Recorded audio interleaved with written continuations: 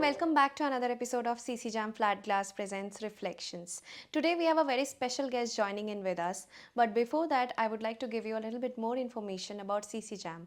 So CC Jam is one of the largest glass producing company all over the across the globe. Today we have a very special guest by the name of Mr. Manish Mehta from the Nouveau Design Group. Welcome, sir. We welcome you to the talk show by the name of Reflections. Right. So, let's start with this. Where did you start, like the Nouveau Design Group? Like, what ignited your passion to come into this creative path? See, I think it started when I was a very young kid, especially during our travels Right. all across India. Generally, when you go to different parts of the country, you get to see those large buildings, those Yeah. monuments, and you definitely start thinking on how those buildings take those shapes, Yeah. how they're made so perfect, so symmetrical. I think that was probably the first bit which started. And then when you actually see that somebody is making a drawing and how those blueprints come into place and how those blueprints actually get converted into Right. actual buildings, those I think is something which started that thought process in my mind. Okay. So, of course, like it's been years for you to be in this industry. So, what kind of experience that you had, and what are the, moments that you had in this particular creative path?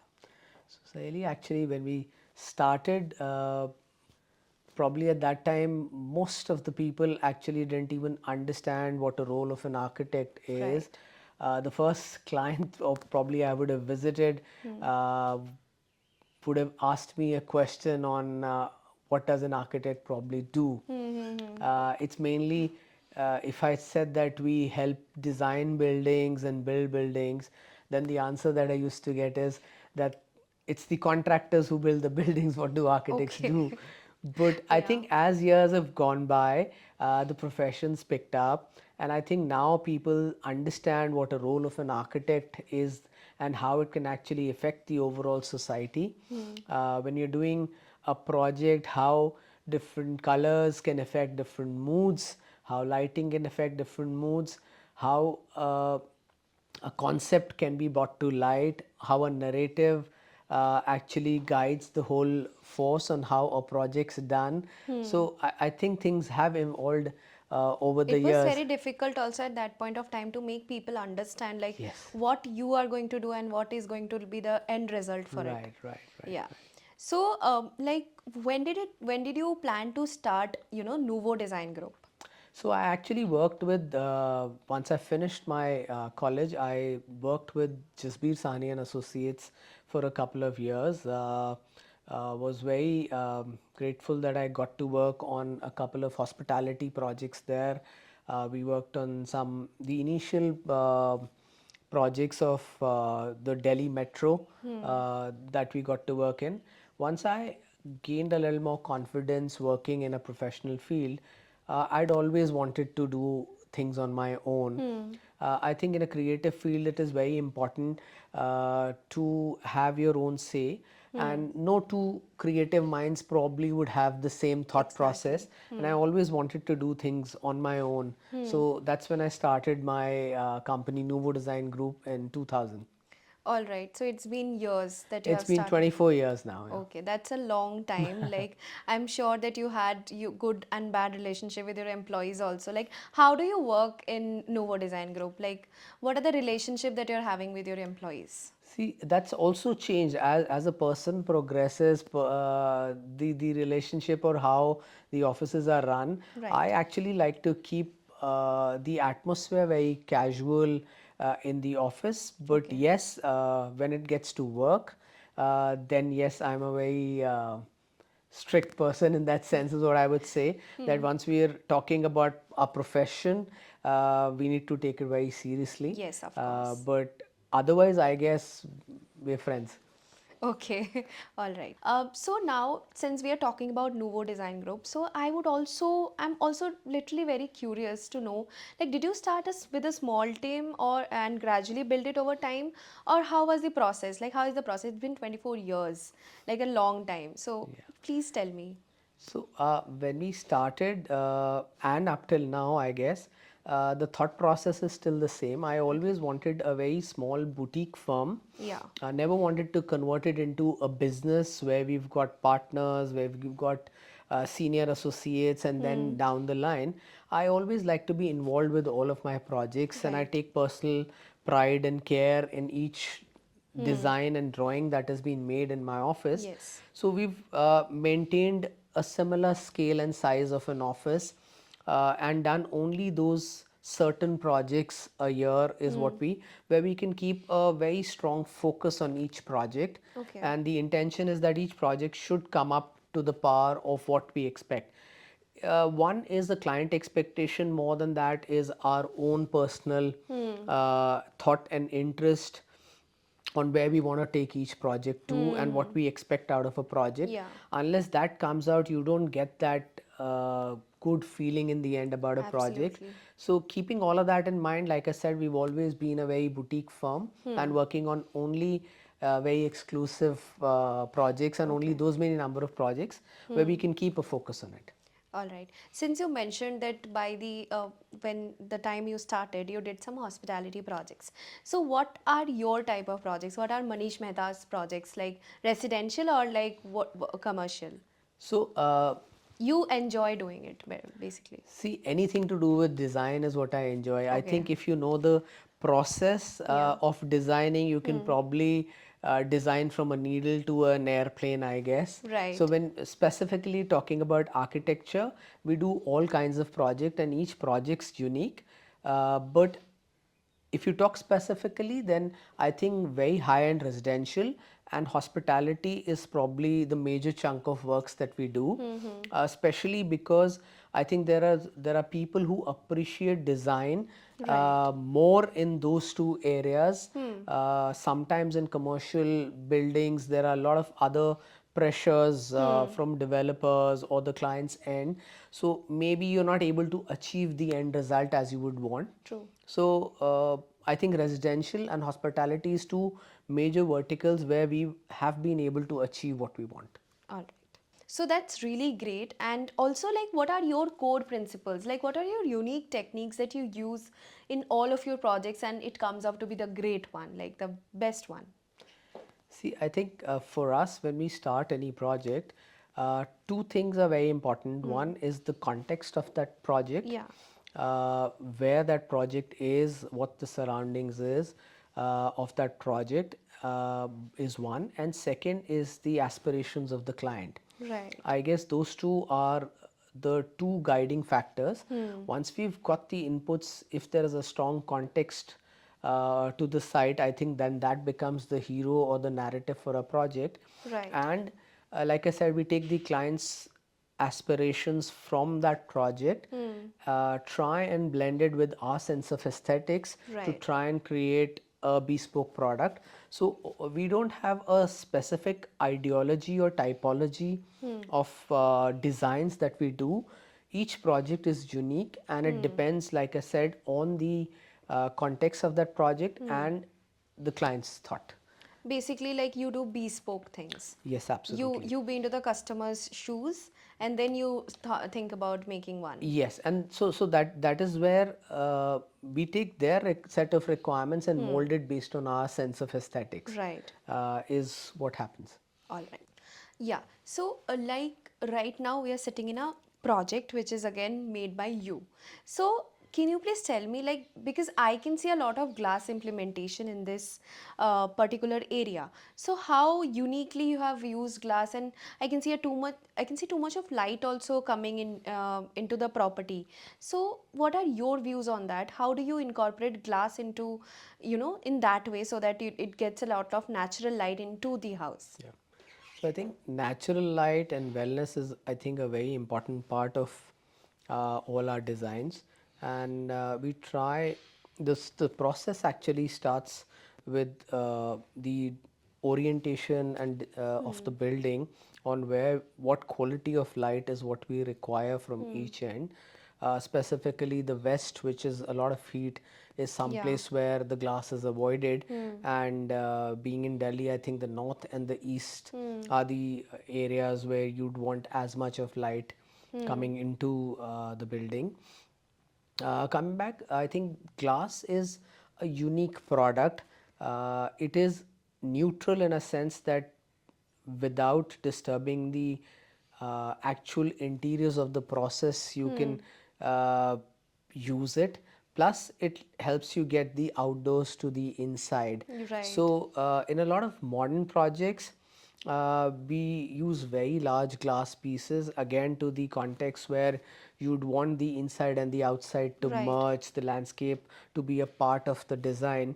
So the boundary between the indoor and the outdoor is very easily diminished the minute you put a lot of glass into it. Right. Also, I guess it's we use it uh, to create special lighting effects, especially with the use of skylight, where you can actually get a lot of light into a very large footprint of a building, Right. or you want to highlight a surface. Uh, a lot of times in bathrooms, powder rooms, just above the vanities, we try and use a slit skylight Yeah. which gets a lot of natural light during the day onto your face, and it's helpful in terms of aesthetics, and it's got a usable value also. We Yeah. use a lot of fabric glass these days in our partitions, where you don't want a solid surface at any point, but you do not want it to be as transparent. So a fabric glass gives you the richness to the space. It doesn't let it be a complete see-through space. Correct. So I think loads of places where glass is used in a house. Absolutely. Also, implementation of so much glass into a project, like it's a residential property. So again, convincing the customer also gets very much difficult also to, like, if you're using a partition, if you're using the outside, if you're merging the outside inside Inside, yeah. with the inside, so it gets a very much difficult for you also to convince people also, na, ki, if it is good to use or not. Yeah. Like, what are your experiences on that?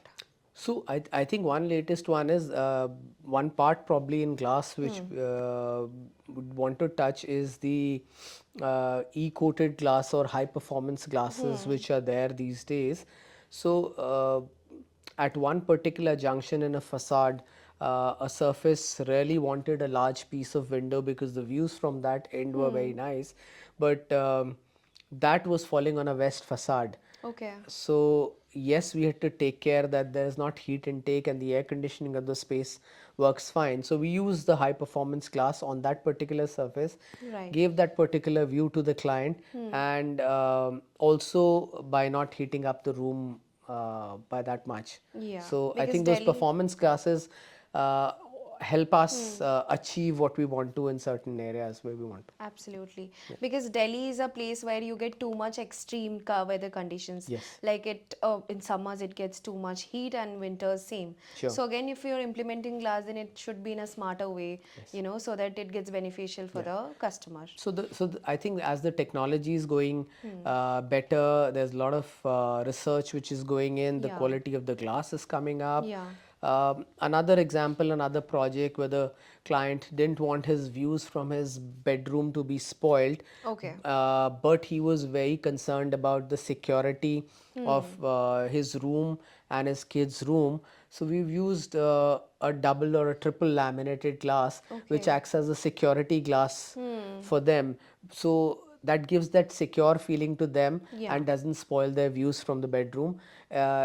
Once if that technology wasn't there, or those kind of glasses were not there yeah, some time back, then you'd actually have to put in some grills and stuff to right, give them that sense of absolutely, security. yeah. Now the glass can give you that security also. Absolutely. Like the technology keeps on evolving, and Yes. along with it, architectural techniques also Yes, yes. gets So evolved. it's helping architects trying to achieve the final result without having to give away a lot of things Absolutely. in terms of a lot of practicality which needs to be built into the projects. All right. So, yeah, absolutely. Like as I mentioned, that the technology with architecture both are evolving in Yeah. this particular era.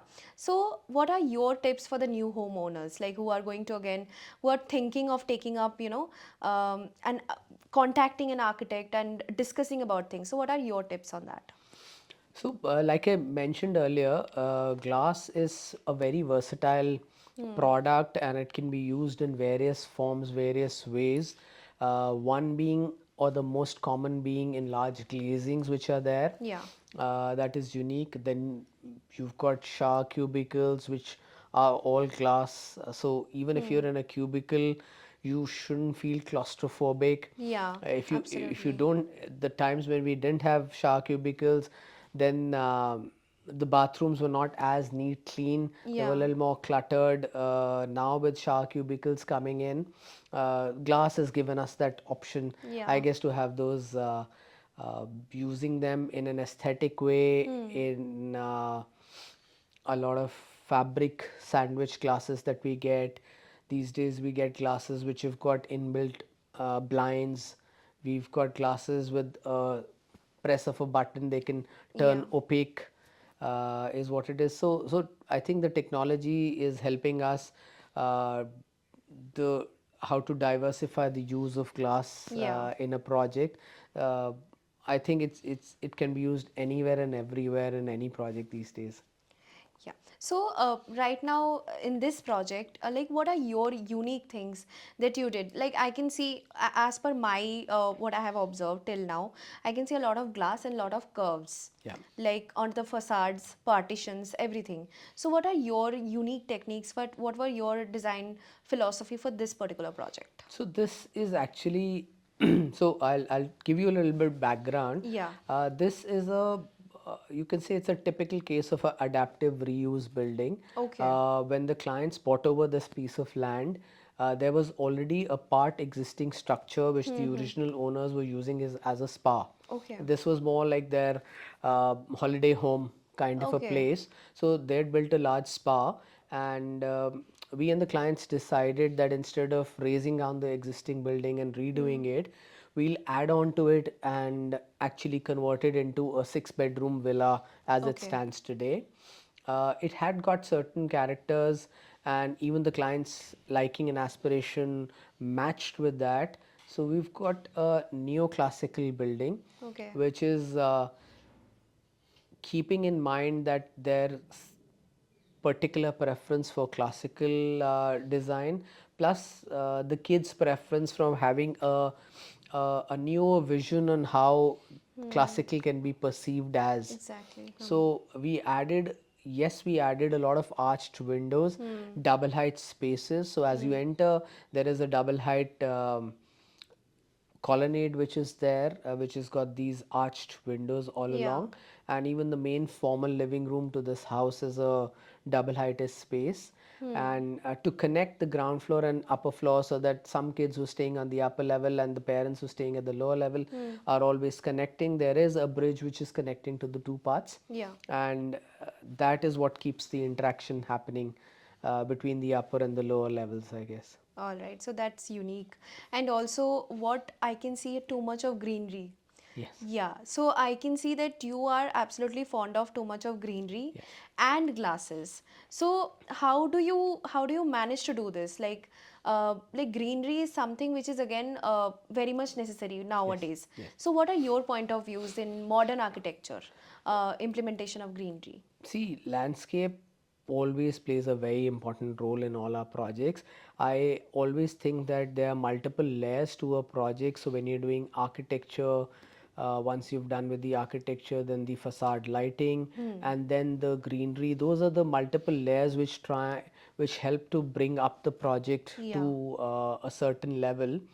And as I mentioned before, especially in modern but also in neoclassical and classical work that we do, landscape plays a very important role, Absolutely. especially in classical where we've got large colonnades, double height spaces, a lot of cornices and stuff happening.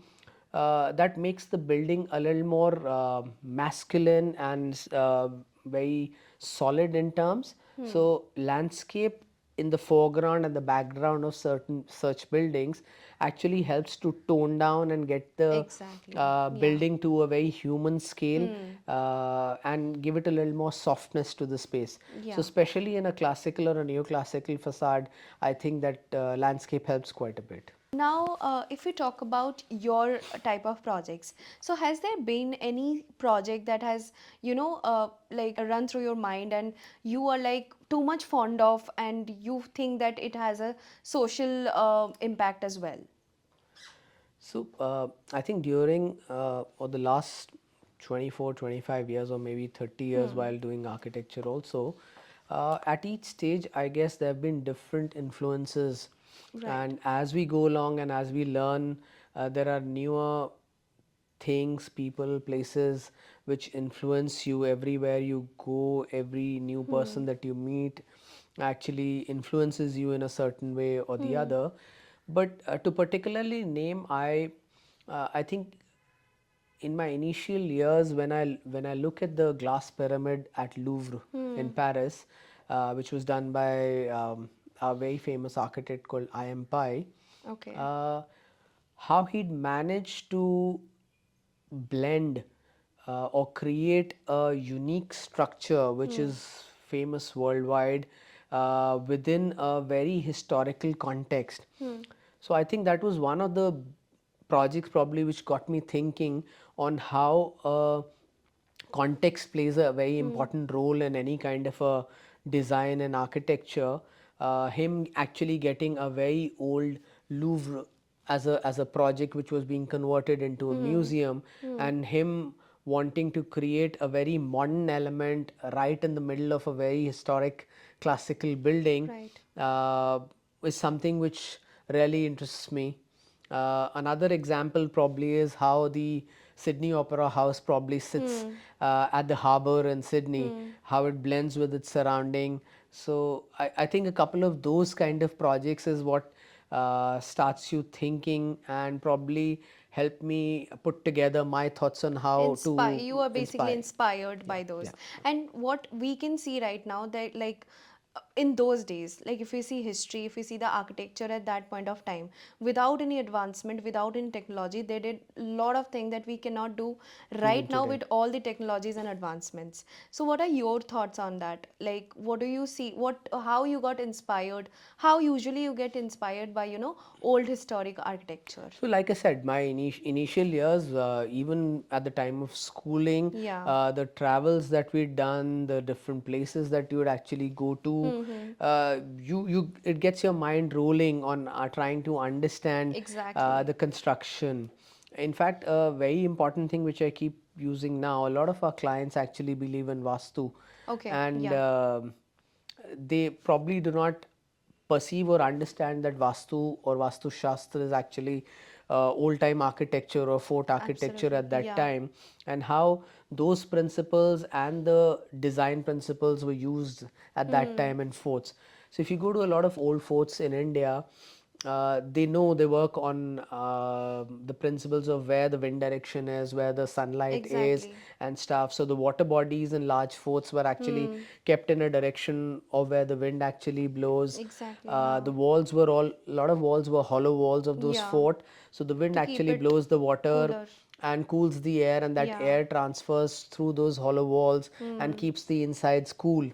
So how probably in a Golconda fort where you're more than a kilometer away at one place, and you Yeah. can probably by using the science of acoustics, how somebody used to clap and give directions or Yeah. uh, s- uh, give a sign to people much above in the main fort on how things are Yeah. happening.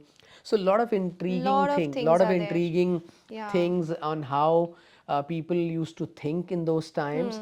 I think all of those have got a lot of influence on when we start to Yeah, do our projects, I absolutely. guess. Absolutely. And also like since you're talking about forts, so we have seen like different so India is a place where we get to see a lot of diversity. So there are a lot of things that even still now that is offbeat right now, and that is a very much, inspirational in terms of architecture. So what are your favorite, like spots or favorite architectural monuments in India? In India, like I said, Amer Fort Okay. probably is one. Just the whole expanse of that uh, fort which is Yeah. there, uh, Golconda Fort, which I spoke to you about, Yeah. a very important or very interesting place. I think which came up during our college days was a place called Hampi. Yeah. So it's Karnataka. a yeah, it's a ruined city, but the kind of architecture that you Yeah. find here, it was unexplored for a very Yeah. long time. A couple of interesting buildings there. One or two which I particularly remember is a actually a hall which has got columns. Each column is actually carved out of a single piece of stone, and one of them would probably have a tabla, one of them will, so each one's got a different instrument and it's in solid stone, but if you Okay. go and actually play on that, it actually gives out the sound of that particular instrument which has Incredible. been carved out, which was an incredible thing. Yeah. Another one that I saw there, which was really exciting, was a couple of floating pillars. The building Okay. on floating pillars. Frankly, you can actually take a piece of paper and put it under the column, and you can pass it through and through. So the columns are all floating, and the building's still there. So a lot of interesting stuff in our history, which has Yeah. been there, I guess. Yeah, and also like since we are talking about history, so now where do you see this advancement will lead into the future? Like where do you see us standing probably 10 years from now in terms of architecture? See, I think technology is very important, but I always believe that as we go along, we'll realize that we need to be as close to nature Right. as possible. We would have to go back to our roots of being uh, using as many natural products. Sustainability is a big thing which people have started to talk about, but I don't think we clearly understand or have the knowledge on Exactly. how sustainability is. I Absolutely. think it's a process which needs to be imbibed, and every time you start to think of anything that you want to do or a project that you want to do, you have to keep that at the back of your mind. Right. So anything which is in sync with nature, according to me, is sustainable. So we should be using that technology not to destroy that nature, but Absolutely. to help us be closer to nature and use things in a more sustainable way, Right. not use up a lot of resources from nature. I think if we're building the technology and the researches towards that, I think that probably for me is the future. It's been great, like you shared all your insights, and thank you so much for taking out your time. But before closing, we would like to have a small rapid fire around with you, Oh, where we are going to ask you few questions, which are again like a five questions. okay. All right. So, first question would be, if you weren't an architect, what profession you would have chosen? I wanted to be a fighter pilot otherwise. Sorry? I would have been a fighter pilot probably. Okay, great, great, great. And what is the one design element that you never compromise on? I think there are many, there's not one Which one that you will never do? which we wouldn't do. I think maximalism is probably which doesn't work for me. Okay, I like things to be cleaner. Clutter is something which doesn't work for me. okay. Uh, yeah. Like biggest challenge you have faced while working with glass? Biggest challenge with glass, I think glass has always been on my side. Okay. I've always it's always helped me get the quality of the projects that Hmm. I want to be. The only thing would be probably the technology and availability in our country, I guess, has been the only challenge. All right. And what are your tips for the aspiring architects? I think they need to be true to themselves. They need to think openly. Uh, Yeah, yeah, absolutely. And they need to work hard also absolutely. No, because, no, that's a given, I guess. yeah. But yeah, a very important point, I guess, that hard work is always the Because key, I I'm guess. sure to be there in a market for as long as you are here, like 24 years, it's not a matter of joke. So for that, you need to establish yourself in that particular way Yeah. so that you can, like, for the long run, Yeah. I feel No, like. I think if you're true to yourself and true Mm. to your profession and true to your clients, I guess, hopefully we've got another 25, 30 years to go. I'm sure about that. And thank you so much for taking out time Thank you so from much your for busy inviting. schedule and having you with us today at our talk show is pleasure opportunity for me as well. And thank you so much for all of you to watch this episode. I'll come back with a new one soon. Till then, take care.